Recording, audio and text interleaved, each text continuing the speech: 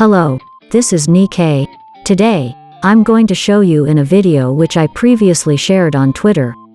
I operate a Linux PC through a beautiful girl live 2D model. I'm using Open Interpreter for this as well.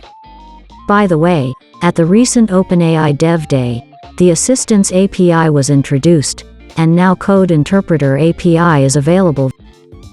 Some people might think that this makes Open Interpreter obsolete, but I still believe it's the better choice for controlling local environments. Today's goal is to remotely operate a Linux PC and try to set up an API server. Here's the endpoint I plan to launch, but it's showing an error because it's not up yet. Let's get started. First, I'll tell AI Nikkei-chan that I want to use Open Interpreter. Open Interpreter is running. Next, I'll ask to clone the repository I prepared. The repository https://github.com/technici/nike-multi-task.git has been successfully cloned into your workspace. Once the repository is cloned, need to move to the directory, and let's get Docker Compose up and running. It appears that Docker Compose is not installed on your system, as the command was not found. You will need to install Docker Compose to proceed. Would you like me to install it for you? Oh, she entered the wrong command. It's just compose, no hyphen needed. The command sudo docker compose upd build has been successfully executed. Your Docker container should now be up and running. Okay, this time it looks good. Yes, now it's up and running. Let's execute that endpoint I tried before again. The error is gone, so it looks like there are no issues. There's a functioning endpoint called download, so I'd like to try executing it.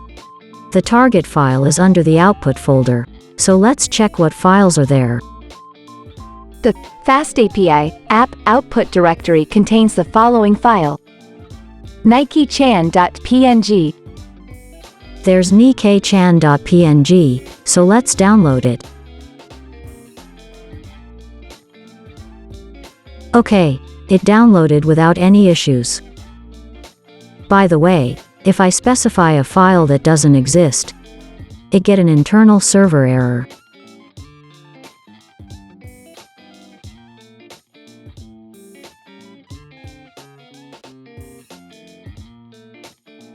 Now, let's create a test file and try downloading it again.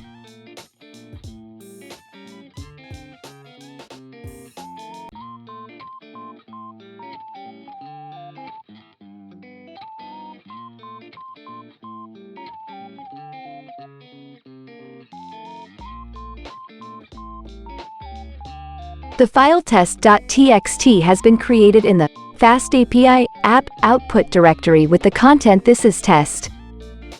Yes, this time it downloaded without any problems.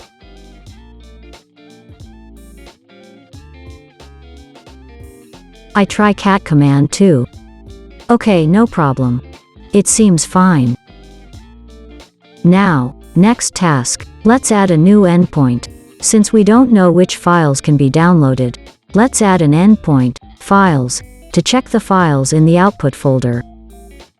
Of course, it shows an error right now. Okay, let's try it.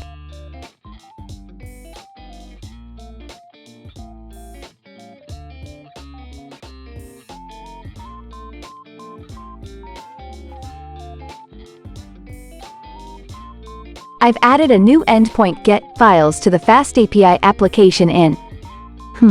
The command seems a bit wrong, so let's ask one more time.